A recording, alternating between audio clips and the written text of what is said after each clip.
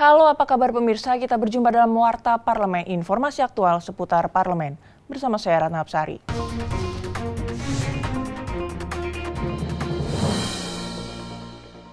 Rancangan Undang-Undang tentang ratifikasi Konvensi Internasional mengenai Ketenagakerjaan Maritim 2006 atau Maritime Labour Convention 2006 yang baru disahkan DPR akan menjadi payung hukum bagi upaya peningkatan kesejahteraan, perlindungan, dan kenyamanan bagi para pekerja di sektor maritim.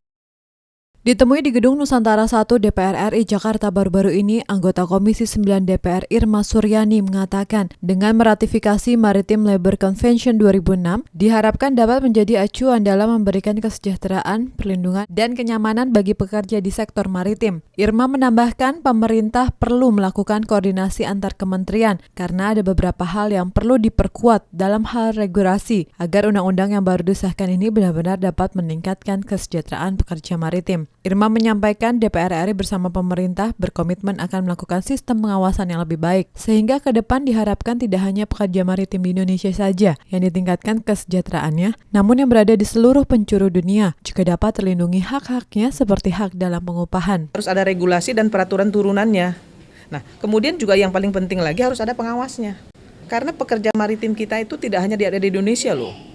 Ya, pekerja maritim kita tuh ada yang bekerja di belahan penjuru dunia. Nah, sementara peraturan atau kebijakan satu dan lain negara berbeda-beda. Ya, nah, bagaimana menyikapi masalah ini? Nah, ini kan perlu duduk bersama. Wakil Ketua Komisi 9 DPR Ermalena mengatakan tujuan utama dalam ratifikasi Konvensi Internasional Ketenagakerjaan Maritim ini adalah untuk memberikan perlindungan yang maksimal kepada para pekerja maritim Indonesia, seperti pada aspek kesehatan dan upah yang diterima. Mengikat seluruh negara yang sudah melakukan ratifikasi terhadap konvensi itu. Nah, yang menjadi masalah adalah apakah itu maksimal atau tidak. Nah, di sini letaknya kehadiran pemerintah untuk melakukan pengawasan bersama DPR, apakah memang hak para pekerja itu bisa dipenuhi atau tidak. Atau memang ada kendala. Kalau ada kendala tentu ini akan menjadi catatan betul bagi Komisi 9 untuk menindaklanjuti dengan Kementerian Tenaga Kerja. Hilman Dedenus, TVR Parlemen melaporkan. Panitia Kerja Komisi 6 DPR RI mendorong PT PLN bekerja lebih profesional khususnya dalam penanganan proyek pembangkit listrik tenaga air PLTA Waduk Jati Gede, Jawa Barat. Komisi 6 juga mendesak para kontraktor yang bekerja pada proyek tersebut mempekerjakan tenaga kerja lokal. Wakil Ketua Komisi 6 DPR Muhammad Haikal yang ditemui saat melakukan peninjauan bersama Direktur Utama PT PLN beserta jajarannya di proyek pembangkit listrik tenaga air atau PLTA Waduk Jati Gede, Sumedang, Provinsi Jawa Barat baru-baru ini menerangkan Panja PLN Komisi 6 DPR mendorong pihak PLN untuk bekerja lebih profesional dengan manajemen yang lebih baik agar dapat memenuhi kebutuhan listrik nasional dan menjangkau seluruh elemen rakyat di daerah. Komisi 6 DPR mencurigai pihak kontraktor yang bekerja sama dengan PLN tidak mempekerjakan tenaga kerja lokal tapi justru menggunakan tenaga kerja asing. Kontraktor-kontraktor asing dan kita memberikan proyek kepada IPP yang notabene asing. Nah, ini kita mau lihat perbandingan pembangkit-pembangkit yang dibangun oleh PLN sendiri dan memakai juga kontraktor asing. Nah, ini harus lebih baik daripada yang sebelum-sebelumnya karena PLN ke depan ini kan diberi tugas yang luar biasa besar, itu 35.000 megawatt. Dan itu akan menuntut adanya penyetoran modal dari pemerintah juga.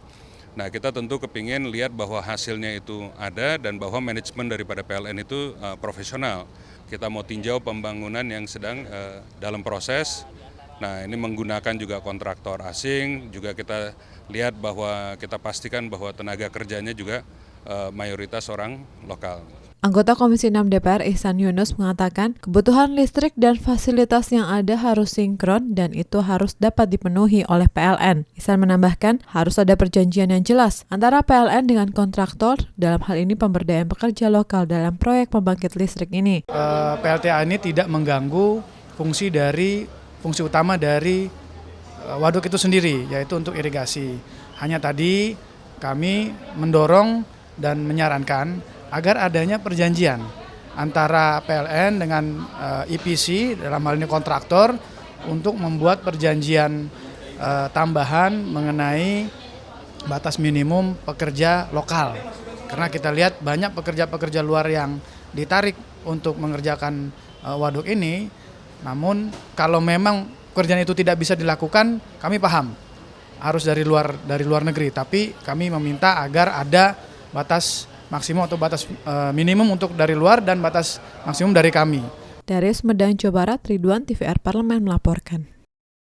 Terkait rencana Kementerian Riset Teknologi dan Pendidikan Tinggi memotong tunjangan para guru besar, Komisi 10 DPR RI meminta pemerintah mendata ulang berapa banyak guru besar yang aktif dan yang non-aktif agar pemotongan tunjangan tersebut tidak menimbulkan masalah baru dan tidak menghambat proses pendidikan di perguruan tinggi.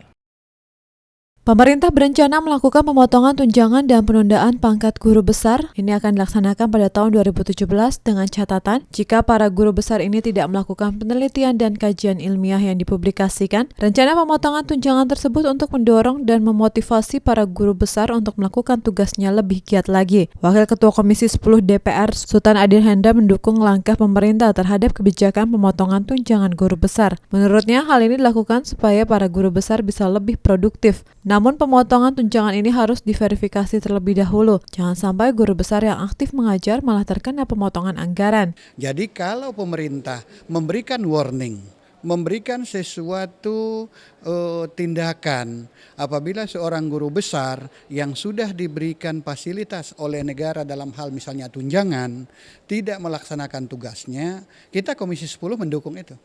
Justru karena kita butuh ilmu daripada guru besar itu untuk kepentingan bagaimana generasi ke depan menjadi sesuatu generasi yang handal. Makanya gudang ilmunya itu ada di guru besar, ada profesor-profesor. Anggota Komisi 10 DPR Asdi Narang mengatakan pemerintah harus melakukan cross-check kembali mengenai guru besar yang aktif dan tidak aktif. Jangan sampai langkah pemotongan tunjangan guru besar ini justru menimbulkan masalah baru. Kementerian Ristek Dikti juga perlu mendata para guru besar yang sedang bertugas di luar negeri. Asdi meminta pemerintah untuk mengkaji kembali wacana pemotongan tunjangan untuk guru besar. Aktif, ya kita harus ngecek dulu sebenarnya ya.